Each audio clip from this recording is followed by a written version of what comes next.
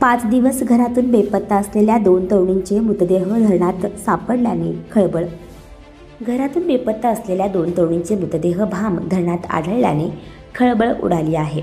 या तरुणी 30 जानेवारीपासून घरातून गायब झाल्या होत्या. त्यांच्या शोधासाठी त्यांच्या घरातील लोक पोलीस ठाण्याच्या चक्रा मारीत होते, परंतु कोणतेही यश मिळत नव्हते.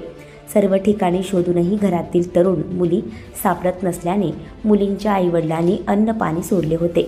अचानक इगतपुरी येथील भाम धरणाच्या पाणी सोडण्याच्या आउटलेटजवळ 2 तरुणींचे मृतदेह आढळल्याने खळबळ उडाली.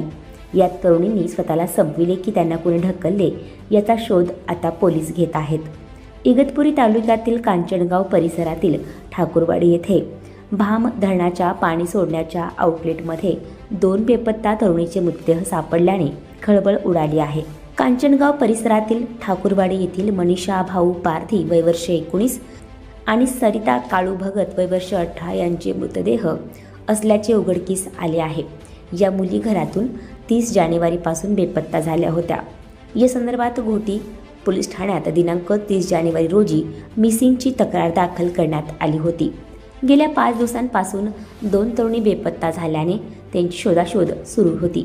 दुपारी या तरुणींचे मृतदेह गुरुदेव गोरख गिळंदे यांना धरणाच्या आउटलेट येथे आढळले. त्यांनी याबाबत घोटी पोलिसांना माहिती दिली. त्यानंतर पोलीस घटनास्थळी दाखल झाले. त्यानंतर शेनवड बुद्रुकचे सरपंच कैलास लक्ष्मण कडू, रमेश शंकर गांगड, देवीदास निवृत्ती केवारे, अंकुश संतू भगत, ज्ञानेश्वर काळू गिळंदे आणि मदन बिन्नर यांच्या मदतीने धरणाच्या पाण्यातून या तरुणीचे मृतदेह बाहेर काढण्यात आले. या दोन्ही मृतदेहांचा पंचनामा करण्यात आला आहे आणि शवविच्छेदनासाठी घोटी ग्रामीण रुग्णालयात पाठविले आहे. घोटी पोलीस ठाण्यात या प्रकरणी अकस्मात मृत्यूची नोंद करण्यात आली आहे. या तरुणींनी आत्महत्या केली की त्यांच्याबाबत काही घातपात घडला याचा संशय कायम असून पोलिसांच्या तपासानंतर खरे चित्र स्पष्ट होईल अशी माहिती पोलिसांनी दिली आहे. आणखी नवनवीन व्हिडिओ पाहण्यासाठी आत्ताच आमच्या स्टार TV 9 चॅनलला सबस्क्राईब करा, लाईक करा, शेअर करा. Bureau report, star TV 9, Kanchangaon, Igatpuri, Nashik.